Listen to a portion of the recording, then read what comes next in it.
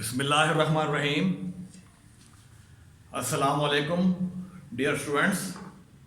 आज हमारा first year mathematics section C का लेक्चर नंबर 10 है। अब इस लेक्चर के अंदर हम सीक्वेंस की पहली टाइप उसकी डेफिनेशन करेंगे, उसकी एनर टर्म का फार्मूला करेंगे, उसकी एग्जांपल्स करेंगे और उसके कुछ सवाल करेंगे। ठीक है। अब सीक्वेंस की पहली टाइप, जैसे पहले बता चुका हूं हम आपको कि हमारे पास सीक्वेंस की 3 टाइप्स हैं, जिसमें पहली जो टाइप है उसे कहते हैं अरिथमेटिक सीक्वेंस और इसका दूसरा नाम है अरिथमेटिक प्रोग्रेशन। ये फर्स्ट टाइप है सीक्वेंस की। फिर सुन लें, अरिथमेटिक सीक्वेंस, यह दूसरा नाम है अरिथमेटिक प्रोग्रेशन।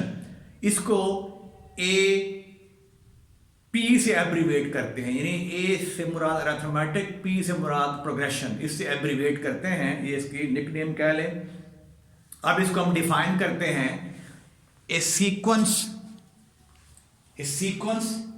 ए एन, ये इसकी नोटेशन है, is called an arithmetic sequence कब if the difference of any two consecutive term is constant. ठीक है, अगर उसकी कोई सी दो मुतवातिर टर्मों का जो डिफरेंस है that will be a constant number. ठीक है, is constant, that is a n नफी वन, यानी ये एन टर्म है और ये उससे पहली टर्म है। अगर इनका डिफरेंस आपके पास एक कांस्टेंट नंबर आ जाए, ठीक है जी, तो तब हम कहेंगे हमारे पास ये जो सीक्वेंस है, ठीक है, ये क्या है, अरिथमेटिक सीक्वेंस है या अरिथमेटिक प्रोग्रेशन है। ठीक है। अब इसमें यह कि for all n belong to n, यानी n का ताल्लुक नेचुरल नंबर से हो और n जो है 1 से बड़ा हो। ठीक है। अब ये जो कांस्टेंट आपके पास जो डिफरेंस आ रहा है, इसे हम नाम देते हैं कॉमन डिफरेंस का। This difference an minus an नफी 1 is called the common difference. इसको डिनोट करेंगे स्मॉल d के साथ। ठीक है, तो d इज इक्वल टू, मिल सकते हैं d is equal to an नफी 1। ठीक है। अब हम आगे चलते हैं, इसकी एग्जांपल डिस्कस करते हैं। ठीक है। अब इसकी पहली एग्जांपल है, इसमें देखिए हमारे पास एग्जांपल नंबर फर्स्ट के अंदर इस फर्स्ट के अंदर 1 है, 3 है, 5 है, 7 है, 9 है एंड सो ऑन। ठीक है। अब इसमें देखिए, अगर आप फर्स्ट टर्म में 2 ऐड कर रहे हैं, आपको सेकंड टर्म मिलनी है, सेकंड में 2 ऐड किया है, थर्ड में 2 ऐड किया है, नेक्स्ट टर्म यानी फोर्थ टर्म 2 ऐड किया है, fifth term and so on. ठीक हो गया। तो इसमें एक बात और भी नोट करें, अगर आप इसकी कोई सी तो मुतवासिल टर्म, यानी a2 नफी a1 जवाब 2 आएगा, a3 नफी a2 जवाब 2 आएगा, a4 नफी a3 जवाब 2 आएगा, a5 नफी a4 जवाब क्या आएगा, 2 आएगा। यानी इसकी अगर आप कोई सी दो कंसेक्यूटिव टर्म्स का डिफरेंस लेंगे, वो constant same number, constant number आएगा, जैसे पहले बता चुका हूं आपको। अब इस पे आ रहे हैं, ये दूसरी एग्जांपल है, 5 है, 10 है, 15 है, 20 एंड सो ऑन। अब इसमें देखें, इसमें आप 5 ऐड करेंगे, फर्स्ट में आपको सेकंड मिलेगी, सेकंड में 5 ऐड करेंगे आपको थर्ड टर्म मिलेगी, थर्ड में 5 ऐड करेंगे फोर्थ टर्म मिलेगी एंड सो ऑन। अब इसमें ये सूरत हाल है, अगर आप इसकी कोई सी दो कंसेक्यूटिव टर्म का, कोई सी दो मुतवातिर टर्म का अगर आप फर्क लेंगे, यानी a3 Nafi a2, a4 minus a3, a5 minus a4, आपको जवाब सेम नंबर आएगा, कांस्टेंट नंबर आएगा। वो नंबर पॉजिटिव भी हो सकता है, वो नंबर नेगेटिव भी हो सकता है। ठीक है जी। अब इसमें देखें, इसमें आपने ये 3 है, फिर 2 है, फिर 1 है, फिर -1 है, -2, -3, यहाँ पे आपने 1 माइनस किया, इसमें 1 माइनस किया, आपको 2 मिला है, 2 में आपने 1 माइनस किया, आपको 1 मिला है, 1 में 1 माइनस किया तो आपको यहाँ पे जो है वो आ जाएगा 0 मिलेगा। ठीक है जी, 0 मिलेगा। ठीक है। फिर 0 नफी 1 किया है, यानी फिर आपको पास जो है ना वो क्या आ जाएगा, नफी 1, फिर नफी 1 में फिर -1 किया, -2, फिर -1 किया, -3 एंड सो ऑन, यानी 3 2 1 0 Nafi 1 -2 -3, this also a sequence. ठीक है। ये तीनों हमारे पास जो एग्जांपल हैं, ये अरिथमेटिक सीक्वेंस एग्जांपल्स हैं। ठीक है। अब इनमें जो खास बात आपने ऑब्जर्व की है, अगर आप इसकी कोई सी किसी भी सीक्वेंस के अंदर उसकी कोई सी दो मुतवातिर टर्मों का जो कॉमन डिफरेंस है, ठीक है, वो सेम नंबर आ रहा हो, तो वो यकीनन हमारी अरिथमेटिक सीक्वेंस होगी। ठीक है जी। तो ये यहां जैसे एग्जांपल से जाहिर है। ठीक है। अब हम चलते हैं इसकी एनर टर्म या जनरल टर्म। एनर टर्म और general term of an AP. अब जनरल टर्म हमारे पास इसकी जो है वो इसके बराबर है A N is equal to A one plus N F one into D. अब इसको हम बकायदा प्रूव करेंगे यहाँ पे ये क्यों है एनर टर्म इसके इक्वल क्यों है। अब जैसे पहले बता चुके हैं मैं आपको कि डिफरेंस जो डिफरेंस आपके पास ए एन एफ वन इसे कहते हैं कॉमन डिफरेंस, जो कांस्टेंट कांस्टेंट आता है आपके पास।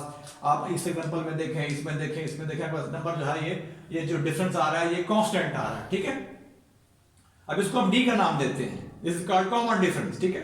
तो we know that A N minus A N F one is equal to D, और यहाँ से ए एन निकालेंगे, A N is equal to A N F one plus D आ जाएगा। अब इसमें आप एन को पुट करें 2 3 4, अगर आप 2 पुट करेंगे तो a2 is equal to a1 plus D, और a3 पुट करेंगे क्या आ जाएगा a2 प्लस डी। अब a2 की कीमत दर्ज करें यहाँ पे, उसकी कीमत क्या है इसकी a2 की a1 प्लस डी, ठीक है जी। तो a1 plus D plus D, तो a1 प्लस 2d आ गया। फिर अगर आप देखें a4, n को 4 पुट किया आपने तो a4 equal to a3 plus D. अब a3 की कीमत दर्ज करें तो a1 जमा 2d जमा d, a1 जमा 3d आ जाएगा, एंड सो ऑन। तो यहाँ पे देखें आपके पास a2 है तो यहाँ पे a1d आ रहा है, a3 है तो यहाँ पे क्या आ रहा है a1 जमा 2d, a4 है यहाँ पे क्या आ रहा है a1 जमा 3d, एंड सो ऑन। अगर यहाँ पे आपके पास n हो जाएगा तो यहाँ पे क्या आ जाएगा a1 जमा n एफ वन, यानी यहाँ पे 4 है, यहाँ 3 आ रहा है डी का कोएफिशिएंट, यहाँ पे a3 है, यहाँ पे a1 तमाम में सेम आ रहा है, इसमें भी आ रहा है, इसमें भी आ रहा है, इसमें भी आ रहा है, तो a1 ऐसे रहेगा n टर्म के अंदर।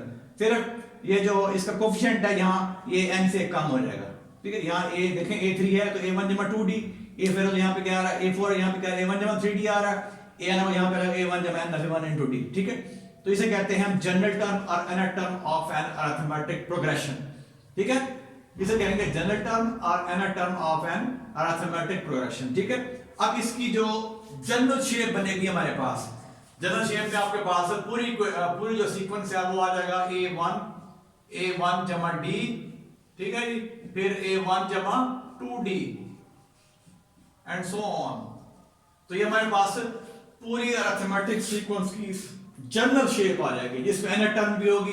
एनर टर्म भी यहाँ कहीं जाके आपका आएगी, वो आ जाएगा a1 plus n F one into D, ठीक है जी। तो ये भी इसके अंदर आएगी सारी, तो ये जनरल शेप होगी पूरी सीक्वेंस की, ठीक है। और ये इसके एनर टर्म होगी an is equal to a1 plus n F one into D, ठीक हो गया। तो ये हमारी अरिथमेटिक सीक्वेंस के बारे में हमने जो है वो डिस्कस किया है। अब हम इसकी कुछ एग्जांपल करेंगे बुक से, और फिर इसके एक्सरसाइज के कुछ सवाल करेंगे, ठीक है।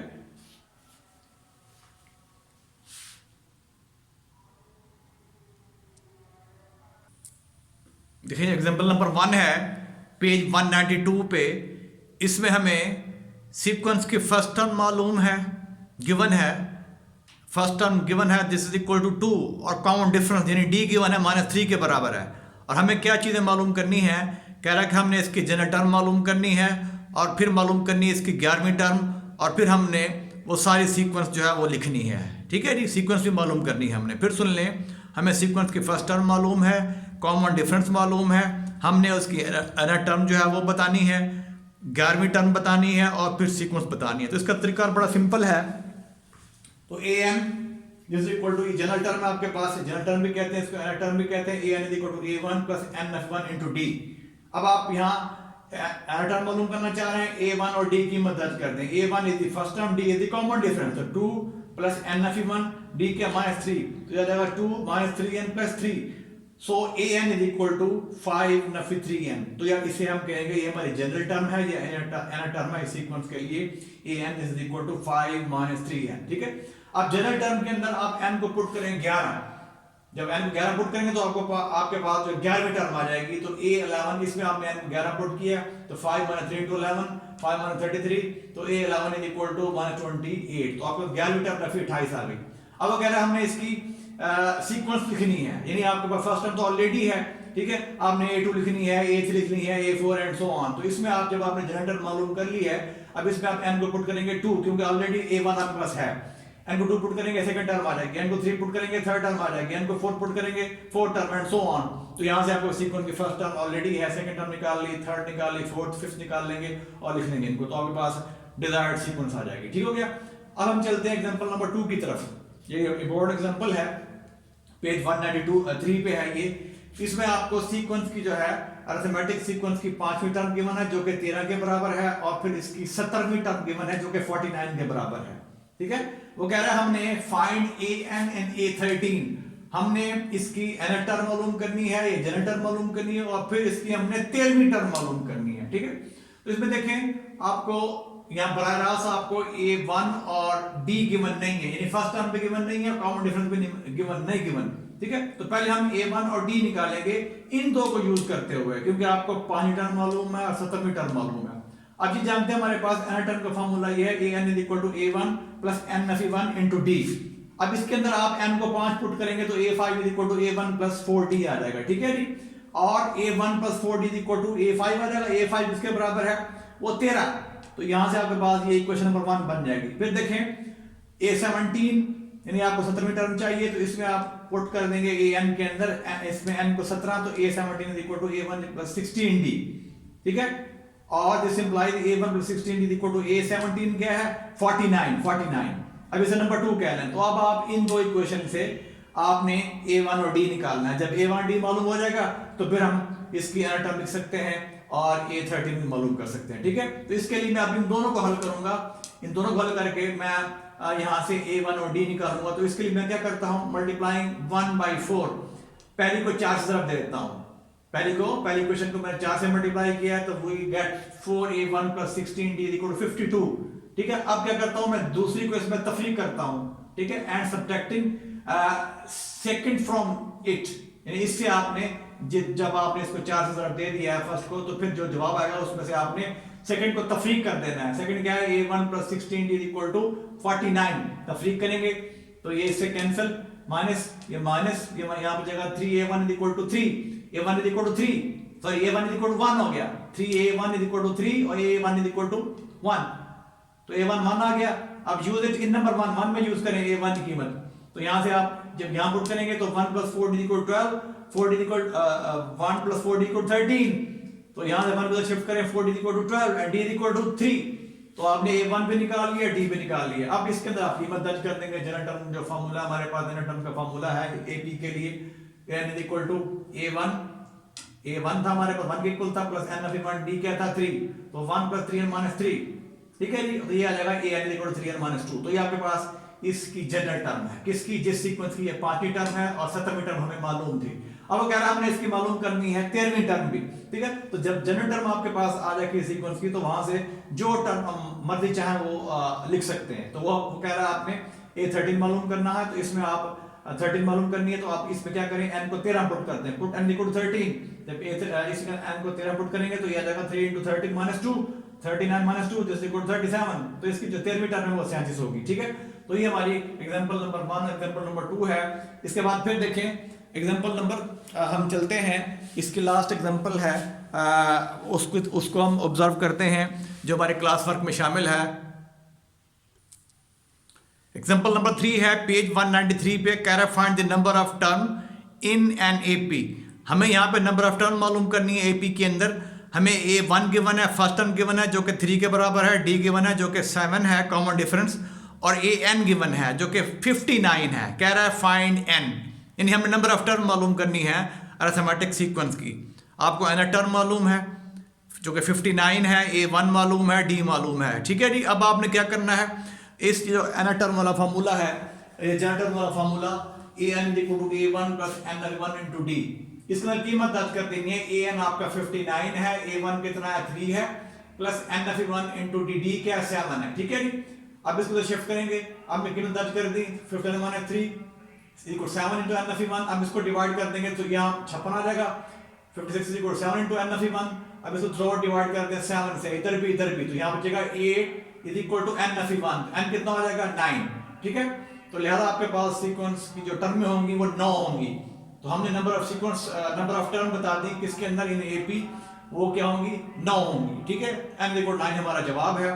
फिर हम चलते हैं नेक्स्ट एग्जांपल हमारे पास, इसमें एग्जांपल नंबर 4 है, पेज 194 पे, कह रहा है इफ an नफी 2 इज इक्वल टू 3n नफी 11, यानी ये सीक्वेंस की टर्म गिवन है आपको an नफी 2 इज इक्वल टू 3n नफी 11, कह रहा है find an of the sequence. हमने एनर टर्म मालूम करनी है, ये एनर टर्म नहीं है। ठीक है जी, ये इससे दो टर्म में पहले वाली टर्म है ए एन से, देखा अगर आप देखें ना तो ये आपके पास ए एन है, ठीक है, इधर क्या होगा ए एन प्लस वन होगा, इधर देखें यहाँ पे क्या आ जाएगा, ये आ जाएगा ए एन नफी वन, यहाँ पे क्या हो जाएगा ए एन नफी टू, यानी ये इससे पहले वाली यानी ये एन हो गई, इससे ये दो टर्म में पहली वाली टर्म है ये। अगर आप लेफ्ट पे चले राइट पे ये next term A N plus one होगी, फिर ए एन प्लस टू होगी, ठीक है, तो ये टर्म गिवन है आपको, ये ए एन नफी to term and a n नफी टू जो है ये टर्म गिवन है आपको, जो कि बराबर है 3n नफी 11 के। तो आपने इसकी एन मालूम करनी है, तो आपने यहाँ क्या करना है, आपने इसके अंदर पुट कर देना है n को n प्लस टू, इसके अंदर n को आपने पुट करना है n प्लस टू, जब n को n प्लस टू पुट करेंगे तो यहाँ पे आ जाएगा a n plus two minus two ये रहेगा एज इट इज, आपने n को रिप्लेस करना है n प्लस टू के साथ, तो n plus two minus two, और यहाँ पे 3 n को किस करना है रिप्लेस n प्लस टू के साथ, तो ये हो गया 3 इंटू n प्लस टू, तो ये आ गया 3n प्लस 6 नफी 11 ये वाला, तो ये आ जाएगा 3n माइनस 5, तो ये इससे कैंसिल, तो an is equal to 3n नफी 5।